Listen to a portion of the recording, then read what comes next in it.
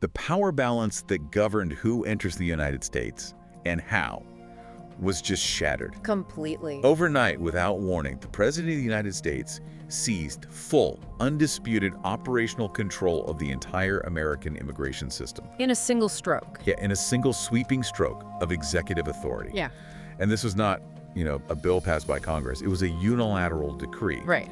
It instantly froze migration pipelines from nearly 24 nations, paused the entire asylum process, and revoked countless visas while people were sleeping. And the central question that really defines this moment is one of violated trust. I mean, if the very system designed to protect the nation is the one that lets a lethal threat walk onto the streets of Washington, D.C., what faith is left in the rules? What's left at all? We promise to uncover the full story of this historic executive move, its structure, its legal basis, the shocking catalyst, and the stunning political and economic realignment that is already reshaping the country.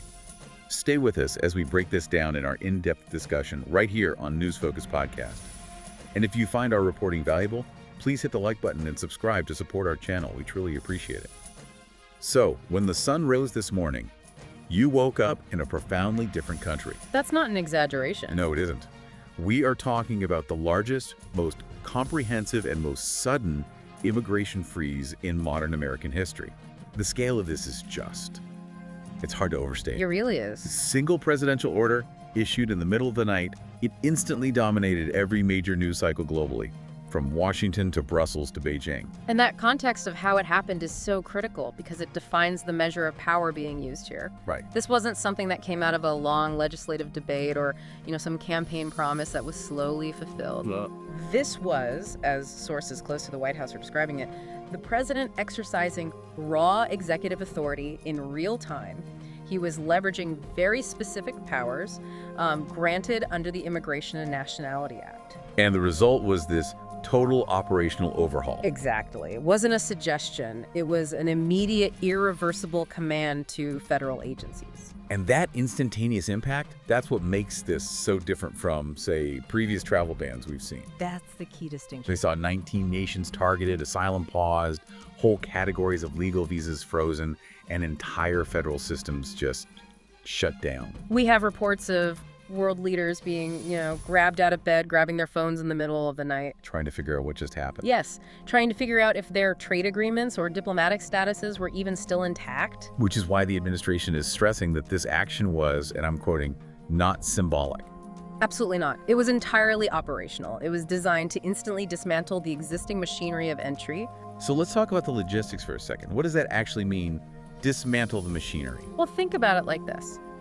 The federal servers that process visa applications, that's the core backbone of our immigration system, right? Sure. They reportedly just went dark. Consulates abroad, which usually handle hundreds of applications a day, their systems were locked to any new submissions. And we even heard those vivid, immediate stories about airlines. That's right. I mean, this is where it gets real for people. Airlines around the world suddenly began receiving automatic denial codes for passengers mid-flight. Mid-flight? Yes, for individuals trying to travel from one of those 19 flagged nations. So you can imagine being a family in transit, maybe on a layover, and your phone buzzes with an automated denial because the country you left 2 hours ago is now on a list that didn't exist when you boarded the plane. The chaos must have been immense. Massive. And it proved the sheer speed and, frankly, the uncompromising nature of the order. So let's clarify those 19 nations. What was the specific criteria? What got them flagged? The administration laid out some pretty clear reasons, and they're focusing entirely on national security risk and the integrity of identity verification. So it's about not knowing who people really are. Precisely.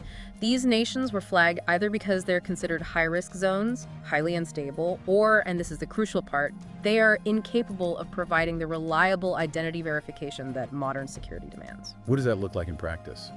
Well, in many cases, these are nations with failed or non-existent centralized civil registries.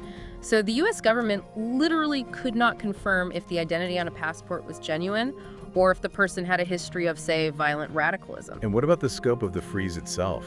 Was this just about travel, or did it cut deeper into things like family applications? Oh, it cut deep. The scope was comprehensive. It froze every single migration pipeline attached to these nations. Every single one? Everyone. Visa applications stopped, green card processing halted, Family-based petitions were suspended. Even the special immigrant visas, the SIVs, which are reserved for allies like interpreters, Also paused indefinitely. The speed was so intense that even cases that had been approved for a long time, people who might have literally had their green cards in the mail, were instantly flagged and pushed back into the system for review under these new, much stricter vetting standards. So the message was pretty clear. Unmistakable. For millions of applicants and for governments trying to manage this, the message was the old system, based on decades of procedure, was simply gone. This wasn't just a policy change, it was a total structural reset. And it all traces back to one singular, horrifying event that happened in broad daylight, downtown Washington, D.C. The brutal attack on 2 National Guardsmen. An absolutely horrific scene. It was an act of shocking violence right under the watchful eye of the federal government. But the immediate dramatic policy consequence, it wasn't just about the attack itself. No. It was about the revelation that followed, the who carried it out, and more importantly, how they got into the country. And that is the crucial detail. The suspect was confirmed to be a migrant who, according to the details now emerging, entered the country through systematic loopholes. Loopholes that were created or expanded under earlier administrations. That piece of information linking a specific act of terrorism to a documented failure in the system, that changed the entire public calculus instantly. It was a moment the public's patience just completely evaporated. Exactly. All the political arguments, all the appeals to, global humanitarian norms, they just collapsed in seconds. So the idea that America could continue absorbing what the administration called endless waves of poorly vetted migrants. It shattered right there on that D.C. sidewalk. Sources confirm the president was briefed immediately after the incident, and his message to his advisors was reportedly blunt and direct. Shut it down. And this action, while it felt sudden, it didn't come out of nowhere. We know the intelligence community had been raising red flags for months, maybe even years, about these kinds of vulnerabilities. Oh, absolutely. IS wasn't happening in a vacuum. DHS, other intelligence arms, they'd issued warnings repeatedly. They cited systems that were fundamentally overstretched, underfunded, and just incapable of handling the sheer volume and complexity of the vetting required today. In a post-9/11 world. Right. The tragedy in D.C., in a terrible way, it served as the undeniable, violent proof for all those warnings. The public demanded protection, they demanded consequences, and crucially, they demanded a leader who wouldn't wait for another tragedy. The era of hesitation, as you put it, it ended right there. It did. The focus shifted immediately from political arguments about managing the flow to the absolute mandate of ensuring national security. And what's really key here is the legal tool they used to do it. Yes, the mechanism. The power the president leveraged is Section 212 of the Immigration and Nationality Act. And for those of us who aren't legal scholars, what does that section do?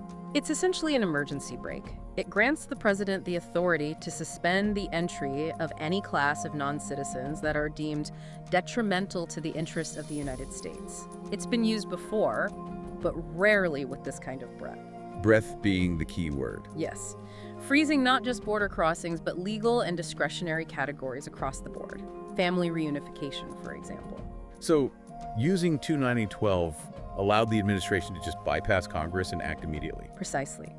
But the way they used it to halt nearly all forms of legal migration, that's what makes this so unprecedented. And frankly, it's what has legal activists gearing up for the biggest court fight in immigration history. That's their main argument. They argue that this use of 212 goes way beyond its intended scope, that it's essentially halting the legal functioning structure of the nation's immigration laws without congressional approval. So let's move now to that actual structural reset. Yeah. If the 2017 travel bans were, limited actions. This goes so much further. So much deeper, so much wider. It's fundamentally targeting the foundation of the legal system itself. Absolutely. We've moved beyond just restricting entry from a few specific countries. The administration is pausing entire migration categories. Categories that are fundamental to how the U.S. has operated its legal immigration system for generations. This isn't just about illegal crossings anymore. No, not at all. This is a full-on pause of the pathways most people associate with legal entry. So detail some of those categories for us. We're talking about massive, long-standing programs just being stopped cold. That's correct. We're seeing family reunification pathways suspended, humanitarian parole programs, which allow temporary entry for urgent reasons, paused. What about work visas? Low-skill work visas like the H-2A and H-2B, and for those flagged nations, even student visas are all now frozen or under intense immediate review. The administration's term for it, structural reset, is actually pretty accurate. They're trying to rebuild the U.S. immigration system from the foundation up. And their stated goal is what?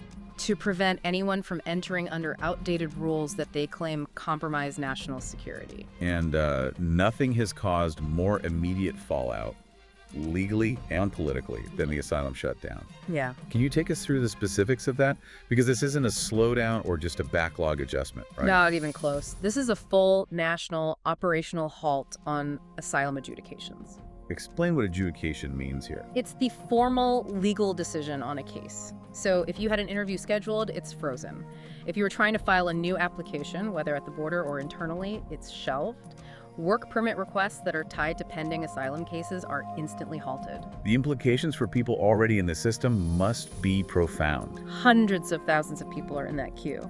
And what happens to their cases now? That's the question. Every single pending case is now being pushed back for revetting under a new, much stricter national security standard. So they aren't just waiting for a hearing anymore. They're waiting for a whole new security clearance process to be built and implemented. Which could take months. Or years. So why such a drastic, immediate shutdown of a system that's supposed to be for humanitarian protection? The administration's justification is uncompromising. It centers on one word: abuse. They claimed the asylum system had been abused beyond recognition. Yes, and they specifically pointed to what they called Biden-era loopholes. They alleged that under those rules, millions of people were able to claim asylum, even with weak or frivolous cases, which allowed them to get years of work authorization while they waited for a court date.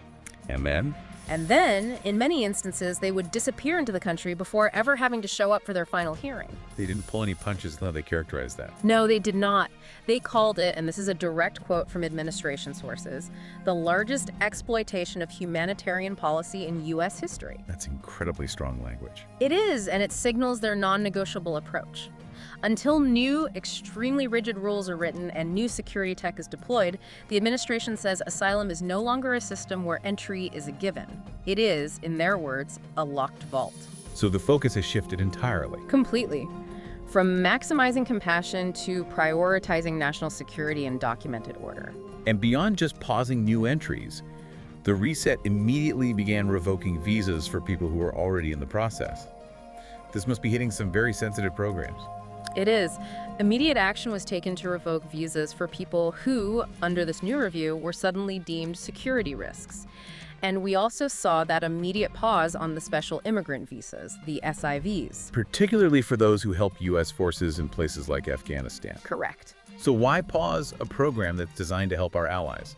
Because the administration claims those programs, while ethically necessary, had been running on autopilot for years. They were relying heavily on foreign government reports or local accounts without the deep forensic identity verification that security experts now demand. So there's a new mandate. An explicit one. Every single applicant, regardless of their past service, must pass a security-first review. They are ending the era of automatic approvals and what they call blind trust, even within these critical programs. What does that mean in practical terms? Deeper background checks. Much deeper. It means background checks now require biometric data, deep social media analysis, and mandated data sharing protocols with foreign allies protocols that often didn't even exist before. This shift is happening across the board, but what about the legal counterattack? Surely an executive action of this magnitude is already facing major court challenges. Oh, absolutely. The ink was barely dry on the order before the ACLU and several other major immigrant rights organizations filed for emergency injunctions. What's their argument? It's multi-pronged, but it really focuses on two main areas. First, they argue that using 212F to stop legal migration categories like family reunification exceeds the power that Congress granted. And the second point. Second, and maybe more fundamentally, they argue that the complete halt of asylum adjudications violates the principle of non-refoulement. It's a cornerstone of international law that says you can't send people back to a place where they face persecution. They're saying this action effectively shreds the domestic legal right to even seek asylum. So we have a massive legal showdown brewing. We do. It's the president asserting emergency security security powers versus activists arguing for the preservation of international humanitarian law. And this legal battle is critical. It will determine whether this is a temporary pause or a permanent structural shift. If the courts uphold this expansive use of 212, it sets a historic precedent. It would give future presidents near unlimited power to reshape immigration policy on their own, based on perceived security threats. Which brings us to the political and public response, which a lot of analysts did not see this coming. No, they didn't. While we see the expected legal outrage, the American people seem to be sending a very different and much louder message. The polling data is genuinely shocking. It represents a massive political shift. New national polling shows that a stunning 57% of likely voters support the temporary immigration freeze. 57%. That's not a simple majority.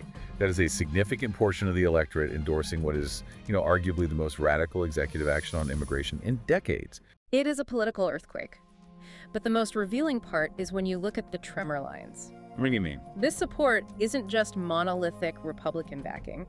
The data shows this huge block of support includes a significant and very surprising chunk of registered Democrats, and the overwhelming majority of independent voters. So the president is acting with a broad, cross-partisan consensus here. That's what the numbers suggest. He's not just acting with the backing of his base. Why? Why this level of consensus? What's driving this sudden, decisive shift in what the public sees as a priority?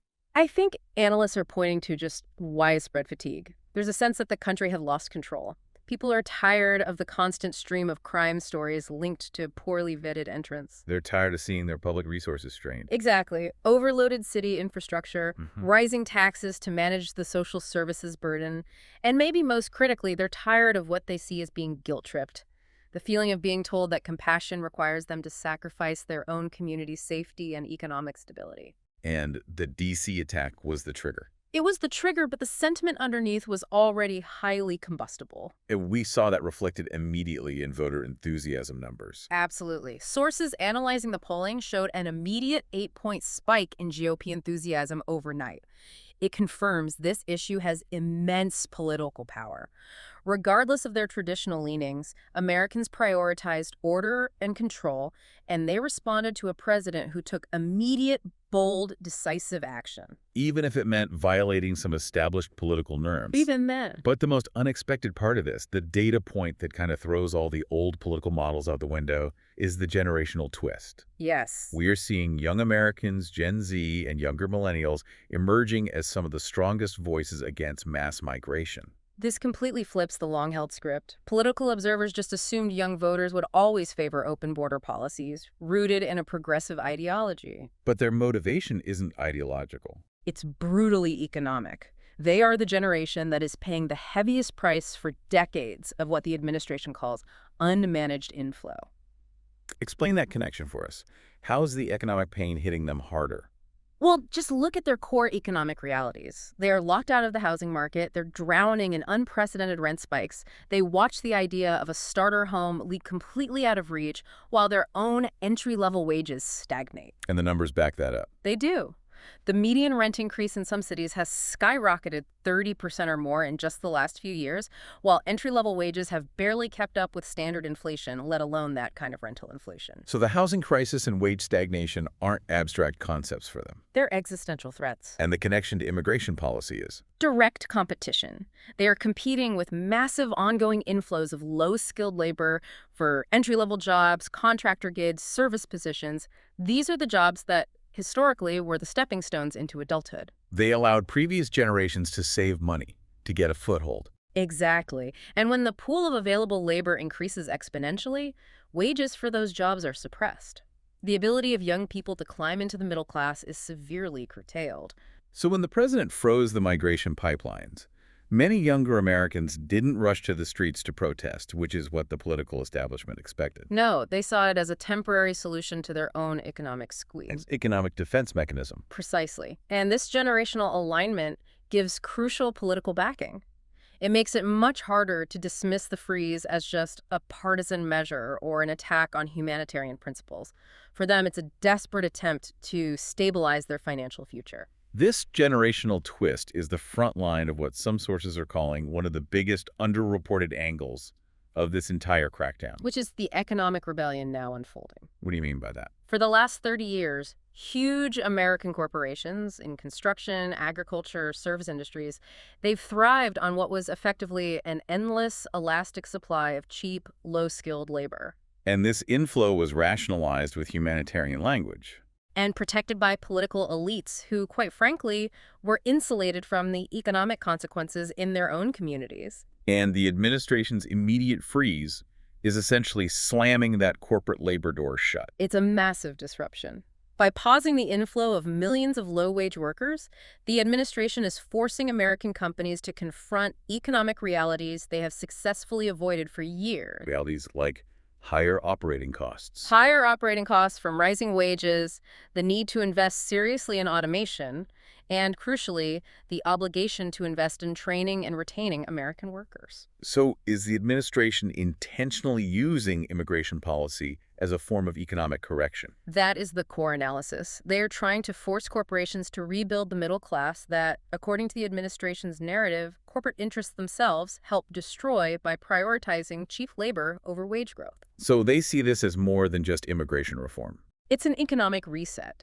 They accuse the old system of using immigration as a pressure valve to systematically suppress wages and artificially inflate corporate profits across entire industries. But there's a risk here, isn't there? If you instantly remove that labor supply for sectors like agriculture or construction, could that trigger shortages? That's the crucial counterargument. I'm thinking of crop spoilage, delayed infrastructure projects. Could it risk tipping the economy into recession? The risk is immense, and that's exactly what economists in those affected sectors are raising.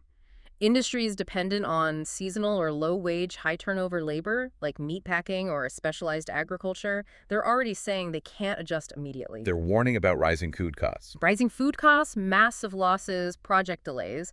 But the administration's response to that is equally blunt. What are they saying? They argue that if American workers aren't available at current wages, then wages must increase, or companies must innovate, or they simply haven't been paying the true cost of their production all along. The signal, then, is crystal clear. Workers first, corporate interests second. It's the realignment that powerful establishment interests most feared. Because it changes the fundamental calculation of labor supply in America, the administration is signaling that the era of unlimited cheap labor is over, and that will force structural changes in corporate investment and wage policy that could define the next decade of American economic history. The sheer scope of this change, covering security, economics, and culture, it suggests this is not just a reaction. This is a planned strategy. Yes, the administration is emphasizing that none of this is chaos. They are calling it deliberate choreography. They want to assure the public and international markets that these actions are not random. Right. They're presenting it as a layered, methodical strategy designed to take the entire existing system offline, rewire it completely, and then rebuild it with national interest, not globalist or corporate interest, as the absolute foundation. And this strategy is defined by their 5-step plan. Let's detail those crucial steps now so we can understand the administration's long game. The overarching mantra is freeze, review, revet, rebuild, replace. It's a sequence of operational tasks. Okay, step 1, freeze. This is the emergency measure we've been discussing. Everything is halted. They shut down the pipelines immediately so that no new security vulnerabilities can enter the system while they assess the damage and audit what's already here. It buys them crucial operational time. It stops the bleeding. Step 2, review. This is the deep audit phase. All existing pathways, every legal category, every mechanism from SIVs to H-1Bs is being rigorously examined. The goal here is to expose the exact loopholes and procedural failures that the administration claims were exploited, leading directly to that DC attack. So it's an institutional self-assessment of vulnerability. Yeah, exactly. Okay, step 3, revet. This is the operational core, but it often gets confused with the review step. What's the fundamental difference? Review looks at the rules. Revet looks at the people. This is the security mandate. Every pending case, every application, even those that were previously approved, is subjected to the new security-first criteria. Give me an example of what that means. It could mean that an applicant who was 99% done might now need a DNA test. Or they might face a mandatory third layer of biometric background checks that simply didn't exist before the freeze. The key is elevated risk metrics and universal, verifiable identity security. The era of blind trust is over. They're going back to square one. Then we have step 4, rebuild. This is the long-term regulatory phase. The legal and regulatory framework itself, the rules that govern the Immigration and Nationality Act, is being completely rewritten. And the stated goal of that rewrite? To ensure that the system primarily serves American citizens and demonstrably upholds national interests, rather than serving what they call foreign expectations or globalist ideals. This means creating regulations that explicitly prioritize U.S. labor protection and verifiable assimilation metrics. And finally, step 5, replace. Failed, outdated policies and visa categories that are deemed unnecessary or too vulnerable are being replaced with new, targeted pathways. And these new pathways will focus on what? Heavily on high-skill contributions, proven compatibility, language proficiency, and mandatory assimilation criteria. This entire 5-step sequence, freeze, review, revet, rebuild, replace, is the administration's definition of restoration. It's systematic choreography designed to regain order after decades of what they view as open border drift. And beyond the policy specifics, beyond the economics, we're seeing a profound cultural shift here. We are. The administration's actions are built on and are also reinforcing a belief that is now openly shared by a majority of Americans, that the United States does not owe the world unlimited, unconditional entry. For decades, the narrative was that America must absorb anyone from anywhere at any scale, regardless of the consequences to its own social cohesion or its own infrastructure. You're saying that narrative is collapsing. It's collapsing because Americans have witnessed the very real-world consequences in their daily lives. Drastically changed neighborhoods, overcrowded schools, strained city services, and what they perceive as a weakening of cultural cohesion. And the administration is responding directly to that sentiment. By calling for immigration based on objective, clear criteria: compatibility, assimilation, and demonstrable economic contribution. It's not based on historical guilt or global expectation, as critics often charged. Critics for decades labeled any push for criteria like assimilation as being exclusionary or even racist. But it seems that label has lost its power with the average American. It has. The public is now drawing a critical distinction between outright hatred or xenophobia and what they consider to be legitimate national self-preservation. This freeze is effectively a cultural line in the sand. How so? It asserts that America has the right to protect its core values, that it protects its citizens first, and fundamentally it reserves the right to decide who joins the American family, not the global community, not international bodies. And that is a massive cultural reset that many feel has been decades in the making. And when future historians look back on this moment, they'll likely trace the beginning of a major political and cultural swing right back to this week. This action isn't just a policy shift. It's already being described as a historical realignment. For the last 30 years, America had gradually drifted deeper into what many observers called a globalist ideology. Characterized by open borders, corporate labor pipelines, and the belief that the U.S. must prioritize global interests over its own stability. That era is collapsing under the weight of the D.C. attack and the public polling that followed. The immigration freeze, then, is the first unmistakable physical sign that America is entering a new political epoch. An epoch defined by national interest, cultural protection, economic sovereignty, and unapologetic borders. The administration is banking on the idea that this shift is not just a temporary reaction, but a fundamental change in American priorities that will reshape an entire generation. They believe the American people have decided to decisively reclaim their home and redefine the terms of entry, and the political establishment is now just struggling to catch up with that new reality. This is truly the rebirth of American priority and policy. Thank you, Alex. And thank you to our listeners. That's all for this deep dive. But it leaves us with one haunting question. Given the overwhelming public support for this sudden and decisive action, did the American people decide that reclaiming their home required violating political norms?